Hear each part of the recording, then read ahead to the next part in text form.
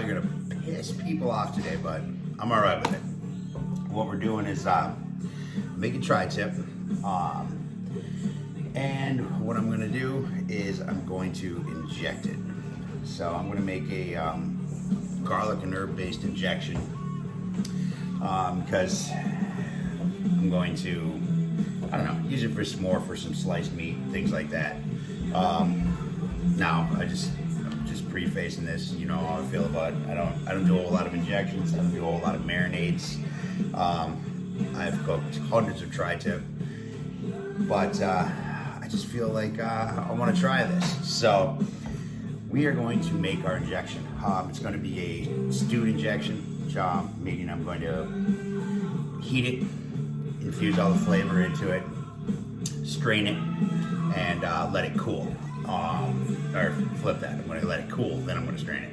And then we're going to inject our tri-tip with it, rub it down with some meat meth, a little heavy on the garlic in this meat meth, and that's it. So if injecting tri-tip is going to make you furious in some way, I've noticed some strange shit makes people mean, man, or mad or whatever, I have no idea, but hey, it's my meat, my business, man. So turn your children away, whatever it is you got to do. But we're making a marinade today, so let's get to it. All right, so hopefully I got my camera angle right, because every time I seem to do something over the stove, when I put it into iMovie to edit it, it wants to crop it, and you can only see half of the pan, and it looks like a visual effect, but honestly, it's just me not knowing what the hell I'm doing. So anyway, we are going to start this. I'm going to start this on a low, because I am going to be putting some butter in there. Now what butter does, you know, typically on a fatty chunk of meat, that fat renders, you know, and it keeps that moisture inside that meat. Well, butter does the same exact thing. You know, it creates, I don't know, almost like a thickness in there, and it stops moisture from coming out of the meat as much. So I am going to put a little bit of that in there, because I am going to be throwing some heat at this chunk. So I'm going to start it low, because I don't want it to separate. Now we're not going to be doing a whole lot of butter, but there is going to be some butter involved. So I'm only going to do 2 tablespoons. This is unsalted, because I'll be using beef stock. There's plenty of salt in it, so we don't need to add any more salt. I find it easier sometimes to just use salted butter, or, you know, I don't use that low sodium stock, none of that nonsense, and then just cut down my salt, you know. It seems to have a good balance, and then I don't have to worry about it, you know. Doesn't have enough seasoning, doesn't have enough salt. Yeah, it'll all work out. So, let me grab my stock.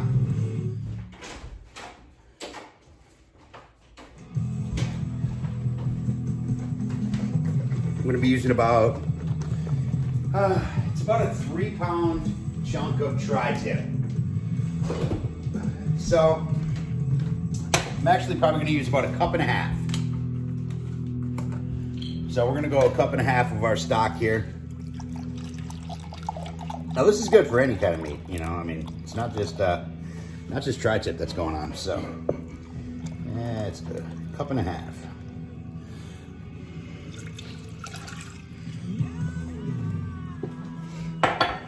I'm gonna keep that in there. Grab my my favorite little hand whisk. There it is. And just like I do my buffalo sauce, I want to keep this a little bit slow. That way the butter and the stock don't separate so hard. You know what I mean? The stock was room temp because I just pulled it out of the pantry. It was unopened. So now if it was cold, I would have let it warm up a little bit, or I would have put the stock in first. You know what I'm saying? Now we are going to garlic. And since garlic seems to be hard to find, this is what we got today, which is all right. Especially for marinades, it's already finely chopped. You get some of that oil and some of that liquid in there, stuff like that. So I'm just gonna do, I don't know, let's do 2 of these. We want garlic. I want it to know. I ain't scared. It'll all work out all right. Beef stock, garlic, and butter. I mean, can anything really go wrong? Not really. Except maybe not enough of it. I'm gonna use some thyme. Probably a nice tablespoon.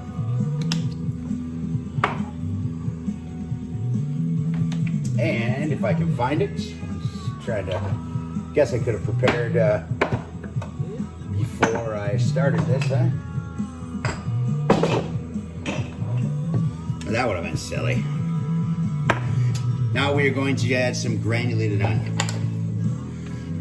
Onion powder, whatever you want. I'm gonna do about a teaspoon of that.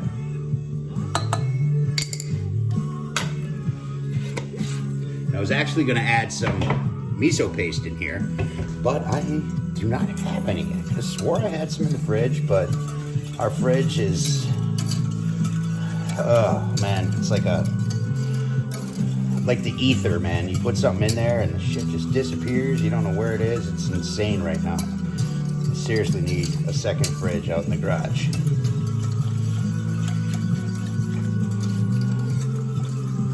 But wife keeps vetoing that, so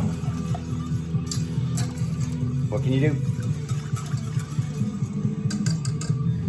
So that's seriously it. I'm gonna just let that warm up, and then I'm just gonna let it simmer for a minute, and I'm gonna kill it and just let all that stuff go. Probably simmer for 5 minutes, you know, and then just let it kind of hang out in there, let it cool down together, just let all that flavor just kind of just, you know, get together. I mean, we're basically seasoning our beef stock. And then what I'll do is I'll run it through my fine strain and, you know, get the chunks out. That way you don't have to worry about when you're injecting it, things like that, you know. And that's it. So I got working without my board today. It's in desperate need of some oiling. I've been slacking on it. I used to be so good at it. I would oil it every week. Every 2 weeks I'd condition it. So even with all the time in the world nowadays, still slacking on my board. So I'm giving it a nice 3 coats of mineral, and then I'll hit it with the conditioner and let that go overnight. So I'm working without the board today. But oh shit, you know what I want to put in there? Sorry guys, check this out. We need to boost that beef flavor up a little bit. So what we're gonna do, I forgot, I decided on this after I didn't have my miso. Some of my favorite stuff. Better than bouillon, roasted beef base. Stuff is killer. You do have to handle it with care because the shit will get insanely salty, man. But we're gonna do just half. That's it. That's it. I mean, typically recipe-wise, like if you're gonna make this, they say a tablespoon per 8 ounces. So that was about a half a tablespoon. I just want to reinforce that beef flavor, you know what I mean? And this stuff has such an awesome, like, it's got such a good flavor to it. Their chicken is just as good. Their vegetable is super good. Crazy umami. I mean, just awesome stuff, man. Love that stuff. And when you don't have beef stock, it makes a killer beef stock. And a nice jus too. When you use a little beef stock, drippings, and some of that stuff, it just takes it to a whole different beefy layer, man. Like next level shit. Now, for real, guys, we're done. I was gonna put some Worcestershire in there, but honestly, I don't like it, and I don't really care for the taste of it. I feel it's a bully when it comes to flavor. That stuff, it's like I'm here, you know, and I hate it, man. You know, I like beef. It is tri-tip. It's one of my favorite cuts. There's plenty of beefy flavor in it, so I don't want to taint it, man. I don't want to taint it. Garlic, things like that. Beef loves that shit. Worcestershire, just not my thing. So, all right, I'm gonna let that go. We'll be back when it's time to inject.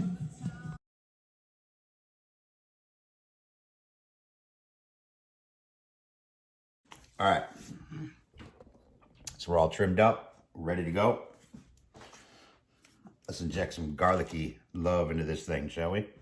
We're gonna start over here. Pocket it out. Got the injector set at 15. So she's pumping good in there. Do about a 1-inch space.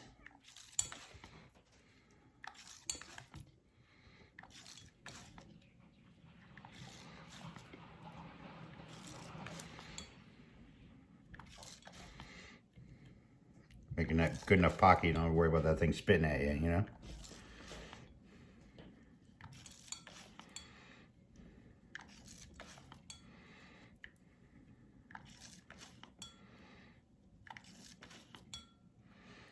Man, she smells good. This stuff sat for, I don't know, it's been a couple hours now.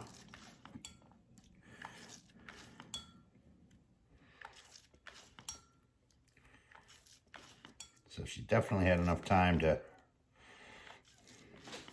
do what it's gonna do.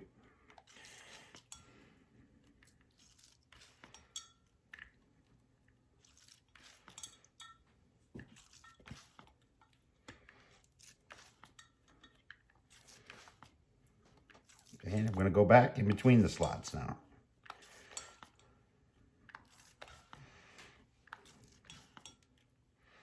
Making sure. Hey, you know what? Let's get this other guy over here too.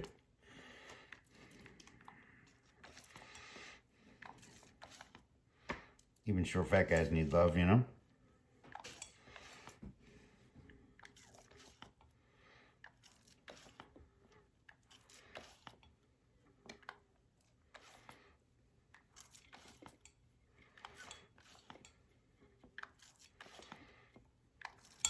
Man, it's gonna be good.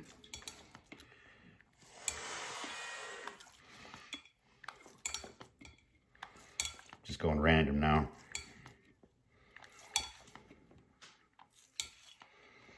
Note to self, a cup probably would have been enough.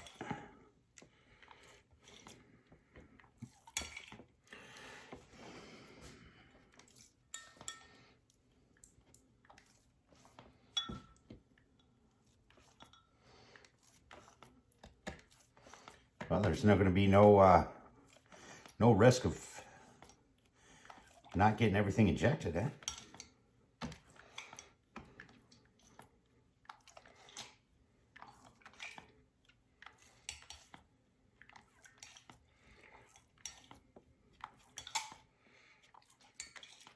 I think that's about all I can really stuff in this thing.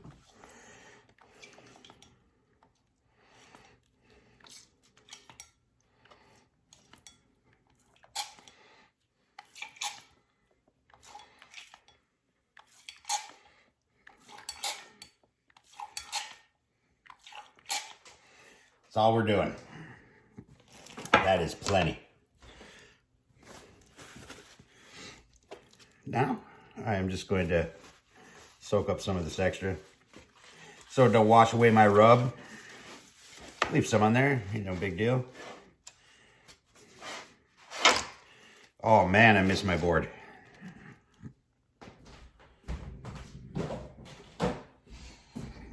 And standard meat meth recipe, extra teaspoon of garlic in it. Let's do it. I'm gonna heavy hand it, as usual. So that's nothing new.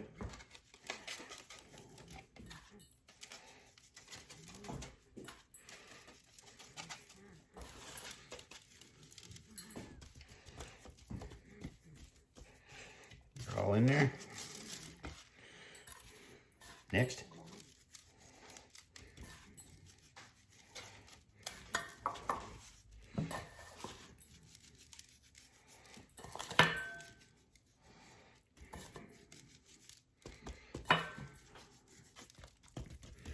All right. Should be it.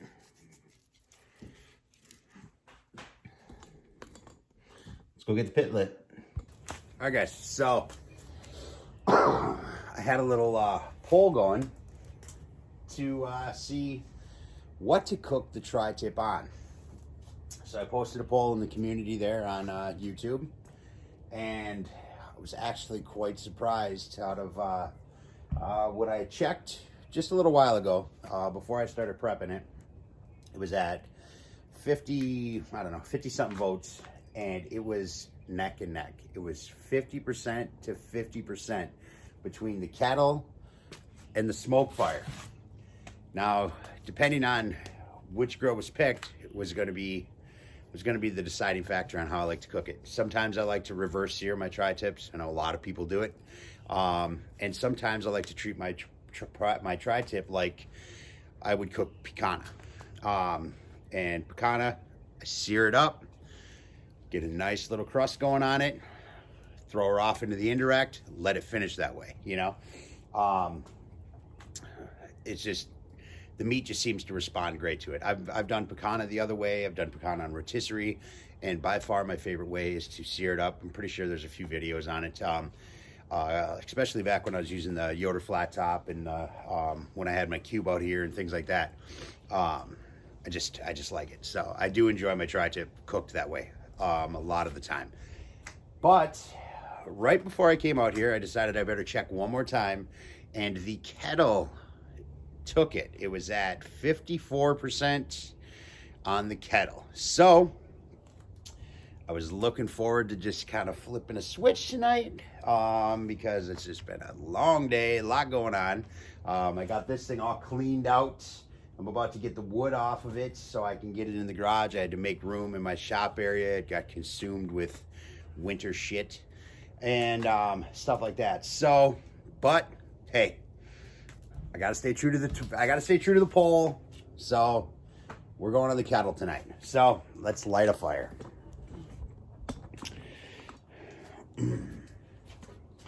See what we got in here from our last cook.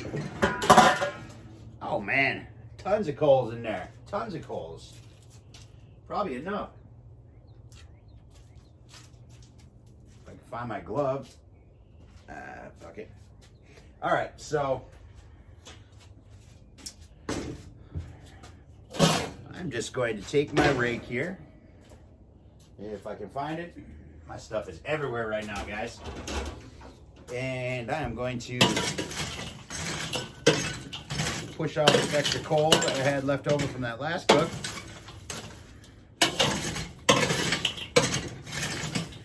Over to this side.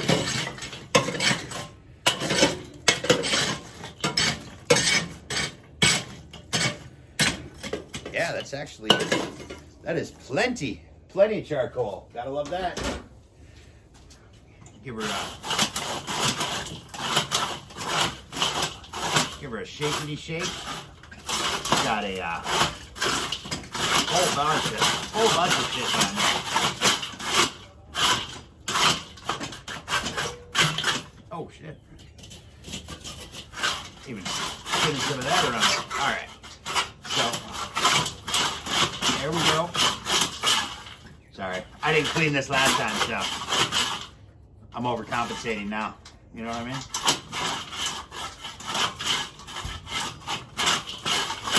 A bunch of little pieces of coal in there. All right, for real now. So I'm going to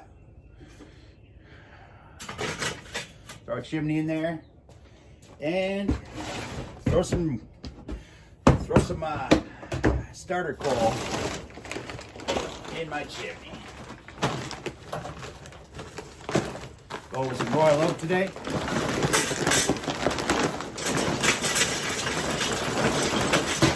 Can't get to my normal place.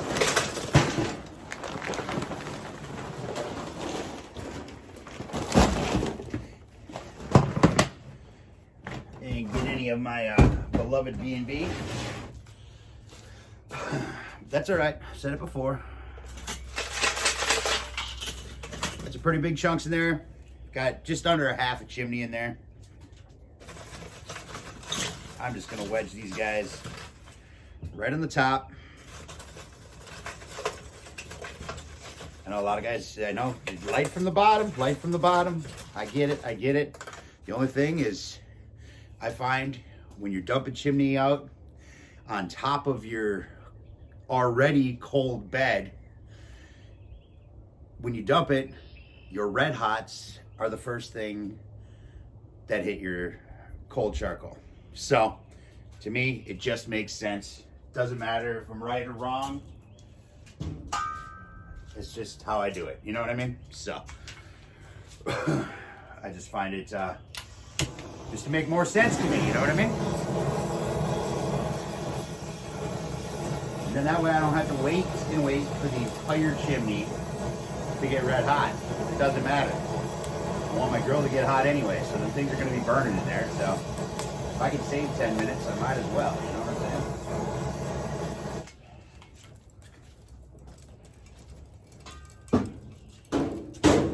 All right, so I'm going to let that burn down. Get some nice red ones. We'll dump her on, and let's start cooking some meat. All right, guys. Let's get her all lit, shall we? Oh, there's a big doggy in there.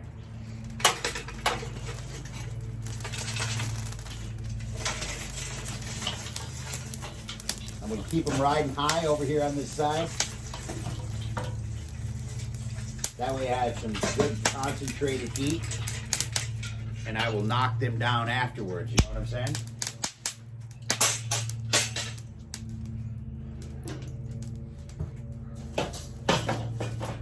Yeah, riding a little high. Here, I better knock them down now. I'm gonna burn myself. Tell my wife I love her. A little too high, a little too high.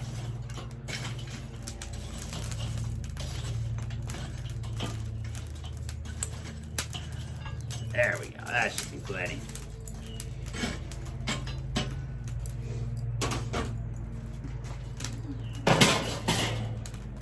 All right, so I'm gonna let these burn out for a little bit, let them burn down, and get the rest of them going. Get the lid closed on it. I got our vents open in the bottom all the way, top vent fully aspirated. And then what I'm gonna do is I'm going to throw our tri-tip on the indirect side just for 5-10 minutes. Just not long, but it's enough to let the rub that's on there just kind of just mellow out, soak into the rib, liquefy, soak into the roast, liquefy a little bit. And that way you have a lot less chance of burning your rub. You know what I mean? You get just some, you know, that char taste, that stuff like that. There's some stuff in there. It burns quicker than other, you know, like when I was making rubs, I would throw certain spices in pans at different grinds, you know, from fine to kind of fine to super coarse, just to see what burned first, you know? So then that way I knew, you know, it helped me with my rub, especially when it came to what used to be called beef therapy. Because with beef, you're searing a lot, you know, you're doing a lot of heat. So the last thing you want is your rub to burn, you know? So, and big reason, I mean, other than I'm not a real big fan of sweet meat, I think there's just no place for that, especially on beef, my opinion, of course. Sugar burns, you know what I mean? So I never had sugar in any of my rubs. Even in my pork therapy, chicken therapy, none of them. I just didn't use it. No need for it. If you want to add some brown sugar, that's your prerogative, you know what I mean? But I just don't think there's any place for it in there. So what I'll do is after that, then I'll sear it up just like I would a picanha, and then I'll throw it back over to the reverse side and just let that thing chill. You know, it had a real traumatic childhood there, just like that, you know, over all that heat real quick. That starts to rest a little bit. It starts to take in a little bit of flavor, and everything just kind of mellows out. And then at the end of the game, you don't really have to rest it so much because we're not throwing so much heat at it at the end, you know? You shock that thing like that, and that muscle just wants to tighten up. Everything tightens up. And, you know, it just depends on the meat. It honestly does, you know? So I just find with these kind of cuts, you know, the tri-tips and the picanhas and the coulettes and all those other things, they just respond really well to a sear and then a slow cook after that, you know? And by slow cook, I'm still talking 275, you know what I mean? They get plenty of flavor, you know? I mean, if you want to smoke a whole piece of meat, that's, you know, that's fine too, but it only takes it to a certain point, you know what I mean? So, and this is dinner we're talking here. Everybody wants to eat. So anyway, I'm gonna let this build up. Got the meat still sitting on the counter. It's warming up, and then we'll get it here and we'll cook some meat. All right, guys. So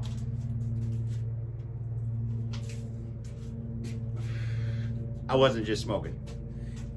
We're at just a little over 300. Got some nice charcoal coming up. I'm all out of 805, and since I'm in quarantine, the closest place I can get 805 is Illinois. And yes, I do drive to another state to buy my beer, but they don't sell it here. I got attached to it when I lived in Vegas, and it's a tough one to shake, man, because that 805 is some damn good beer. So I'm rolling with a Heineken today. But let's put some meat on, shall we? My favorite part, cooking meat. Ooh, look at all that beautiful charcoal flavor going on in there. So I'm just gonna take this guy. I'm gonna put big ass towards the fire, of course. Push it together. Keep it tight, keep it tight. Holds moisture that way. Bundle it up, bundle it. And that's a wrap. So like I said, I'm gonna let that go just about 10 minutes or so, something like that, just to kind of just loosen everything up, you know? Let the meat know, all right, I'm in a safe space, you know? And then we're gonna throw that bitch in the fire and scare it, you know what I mean? And then we'll just put it back over and say, all right, the trauma's over, no problem. Tastes good for us. That's all we care about. And that's it. So this will just allow that rub to just kind of break down a little bit. It's already turned to a slop. I took my glove. I know I didn't bring my camera in, so you didn't see it. But I took my glove, just kind of rubbed it a little bit, you know. Just got to get that stuff in there because I went heavy-handed on the rub. So, you know, a lot of it just kind of rubs in, pushes off a little, you know, this and that. So we got a nice little coating on there, and she's ready to go. So let her soak in some of that charcoal flavor to start with. Let her get relaxed, and then we're going to baptize it in fire. All right, guys. So it's been about actually a little longer because I got tied up doing stuff. So she soaked in a little extra charcoal flavor.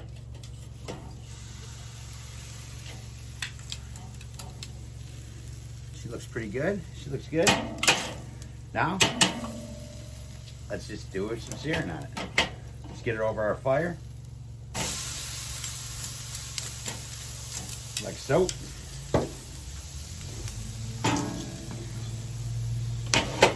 When I was putting what I already have done on this video into my app, I try to do that sometimes just to cut down the time I spend doing it afterwards. I noticed she's getting really long. So I'm gonna let this sear for a few minutes on this side. I'm gonna flip it over, you know, just till I get the sear I want and the color I want and look like everything is just good to go. Then I'm gonna throw it over here. But to spare you guys some time, I'm gonna throw this into fast forward.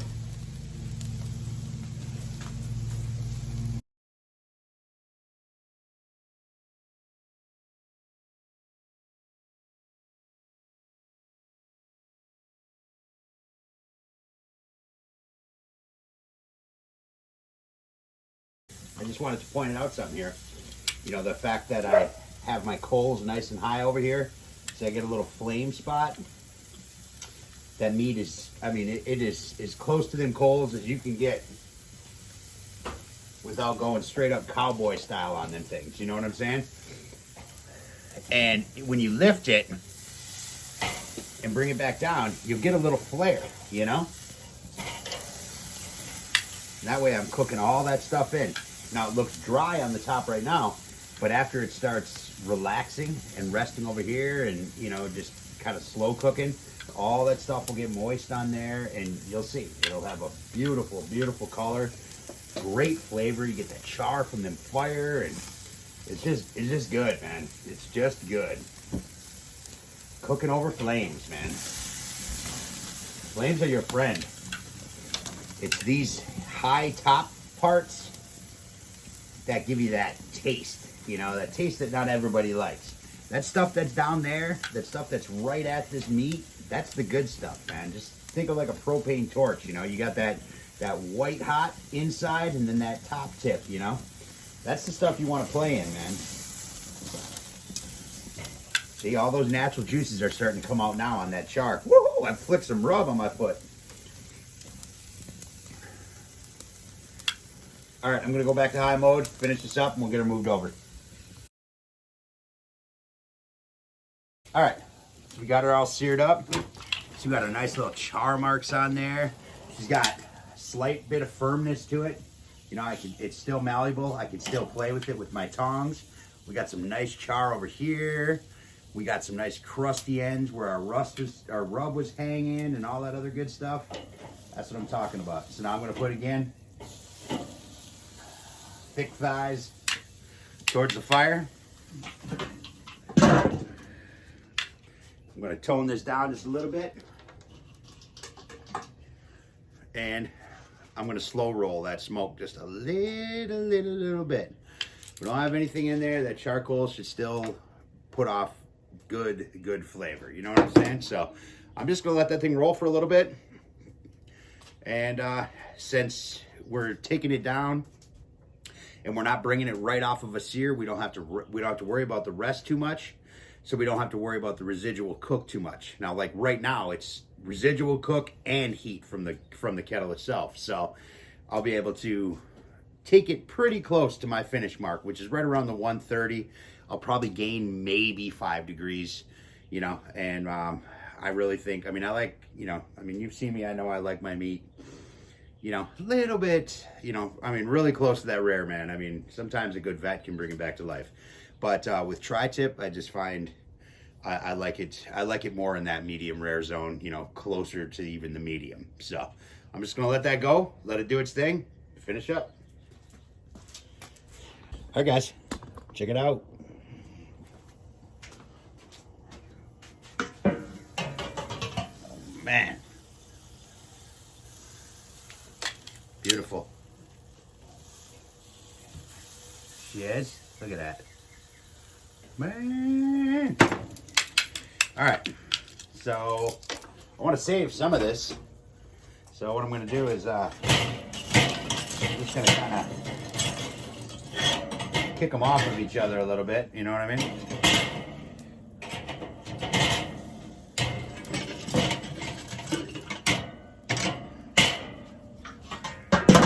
And then choke this guy right off.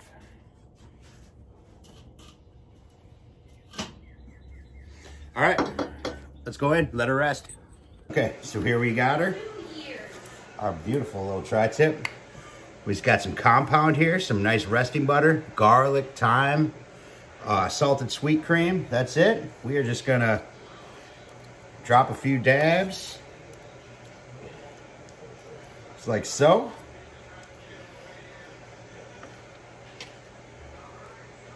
Now you can typically put this on your board, but since my board is incapacitated at the moment, we're gonna put it right on the meat. And I'm actually gonna flip it and do the other side as well. So, and then you can just do a board rest with it. You know what I'm saying? No, I don't wrap. I don't none of that. I just let the meat do its thing. You know.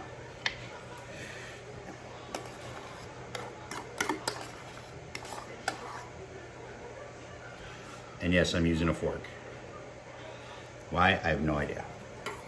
That's what I mixed the compound with. So that's it. I'm gonna let that guy sit. Let that flavor melt in there, and we'll cut into her.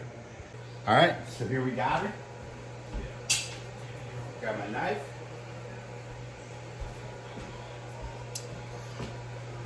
So,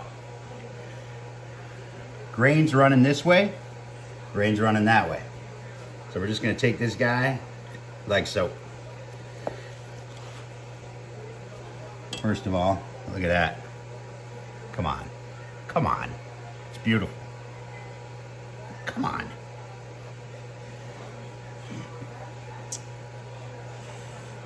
nice. How nice.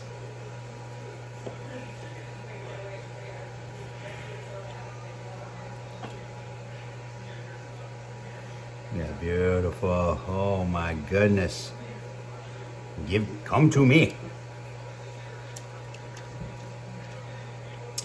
Oh man, that is awesome. I just needed that heel, you know what I'm saying? Now I'll cut it the right way.